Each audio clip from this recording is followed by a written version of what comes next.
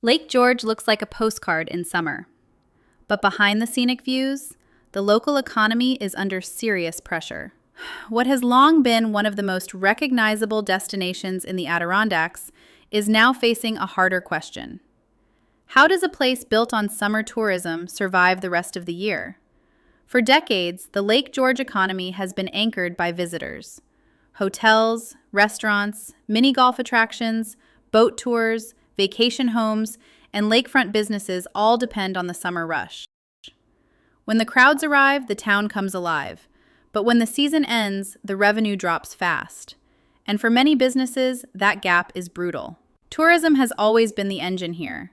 Families come for the lake, the beaches, the steamboat cruises, the kayaking, the shopping, and the classic vacation atmosphere.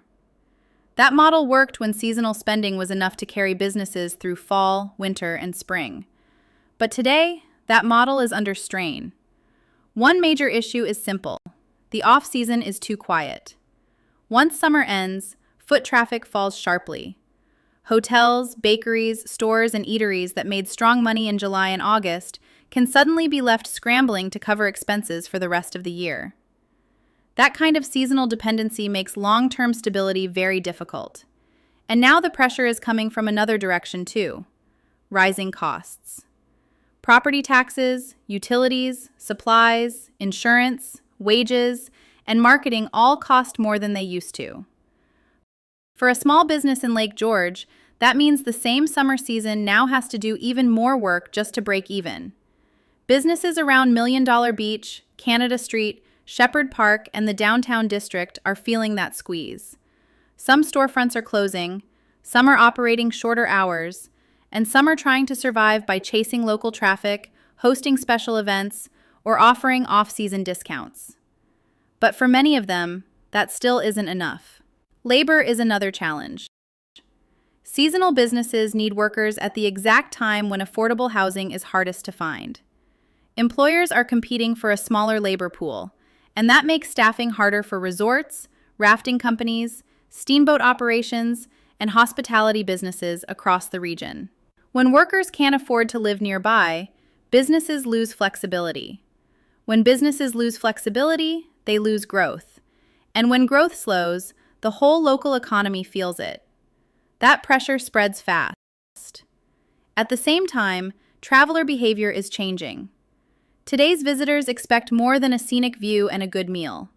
They want experiences that feel personal, immersive, and easy to discover online.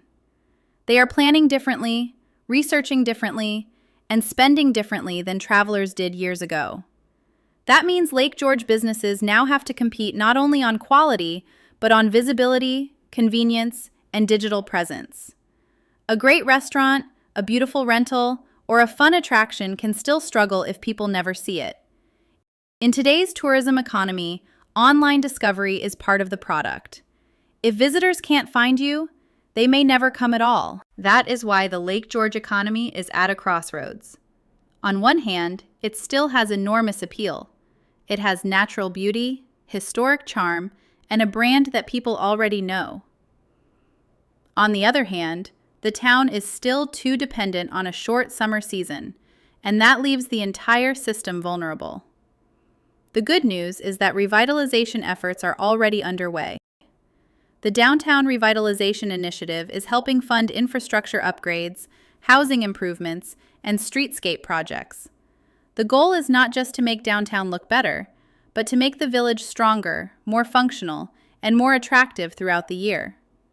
That kind of investment matters because year-round vitality does not happen by accident.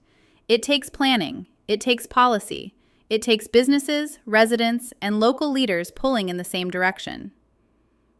Some of the proposed solutions are immediate: expand indoor attractions, build stronger off-season events, improve broadband access, invest in walkability, support public spaces, encourage more local spending, strengthen housing options for workers.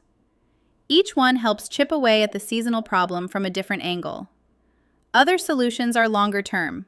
Lake George needs to keep attracting remote workers, retirees, local families, and weekend visitors during all 4 seasons.